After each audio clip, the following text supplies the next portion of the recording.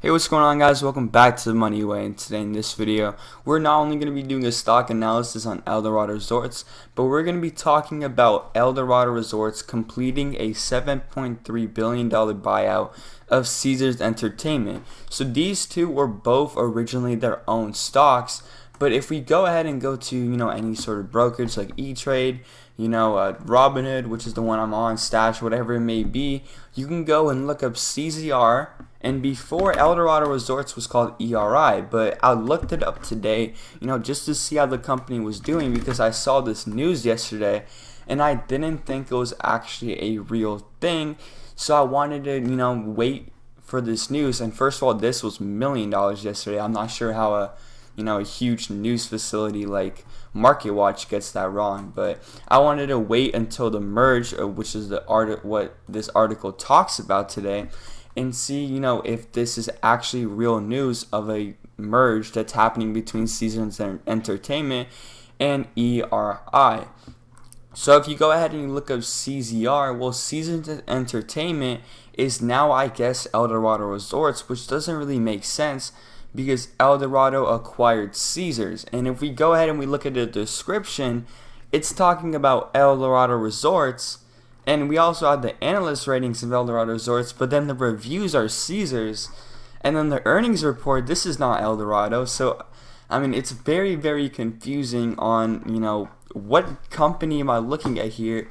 And I can 100% guarantee that ERI did not have a popularity of 1,000 people. If one of you guys want to go ahead and look at my, top resort stocks YouTube channel, let me know if it was 1,000 people that owned ERI, because I can bet, a pretty good sum of money that it didn't have 1,000 people that owned ERI when it was its own stock. And it doesn't really make sense if it's a merger that, maybe Caesars Entertainment, people that held those stocks got sold out, and maybe not everyone got their merger. Maybe some people just got, a cash balance. But whatever, guys, let's go ahead and look at the actual news. So Eldorado Resorts, for a hefty $17.3 billion, purchases Caesars Entertainment. So if we go ahead and we look at the Caesars Entertainment, website, we can see the different services, we can see the different products, and we can, most importantly, see the different properties that they own. They own nightclubs, spas and salons, they sports, golf, restaurants, shop, nightclubs, resorts, casinos, all these different things that no matter what happens, if we go into a more technological phase, these shops, these resorts, people still want to have a fun night out. People still want to go on vacation. People still want to go, gamble a little bit. People still want to go to the beach on a resort. This stuff is never going to change. And if we look at the different, companies that they're paired up with, I can't really do math, but 28 different companies, and this isn't just the products. The properties. They own their own properties too, and I believe Eldorado had 30 of its own properties, and this is just the Caesars website right now. So I'm sure that they're gonna start, adding the Eldorado Resorts properties onto this website so that you can see either both separately, or maybe they're gonna be combined under the same name. Maybe they already did. I'm not really sure. We haven't really received a whole lot of news. But when you look at, the proprietariness, there's a lot of different resorts companies that try to do this.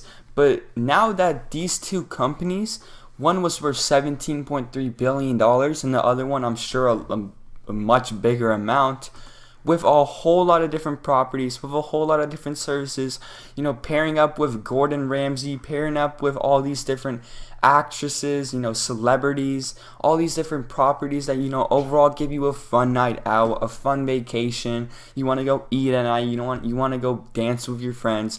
This is going to start becoming the biggest entertainment group I think we will ever see in our generation. With all the different properties, I'm sure they have, when you add, 28 to 30, you get about 58 properties that, just Eldorado Resorts and now Caesars Entertainment, when they combine together like their stock did, well, you're going to see on this website a very large amount of properties and services that they offer to people who are just having, a fun night out.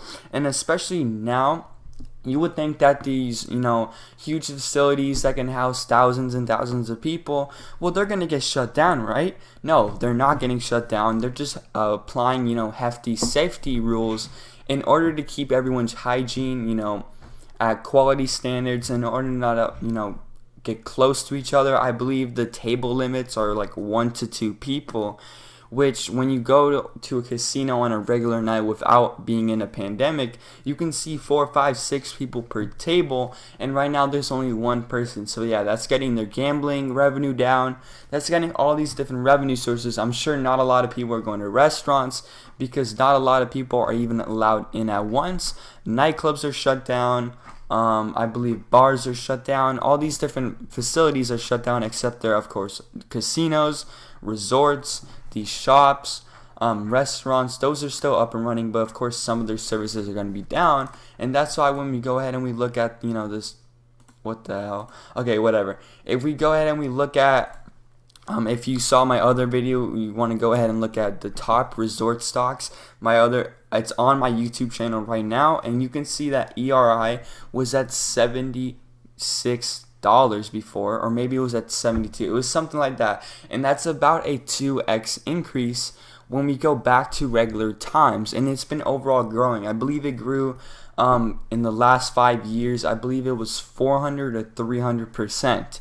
I mean, for a resorts company, when you compare that to something like Caesars, or when you compare it to something like MGM, no other stock has grew in this, type of industry as much as ERI, and it absolutely fell. That sometimes can correlate to a horrible company, but I think that was just because of fear in the market. People didn't really care how the company was going to go. People didn't really care how the, restrictions were going to affect services and affect their properties and how they ran and generated revenue.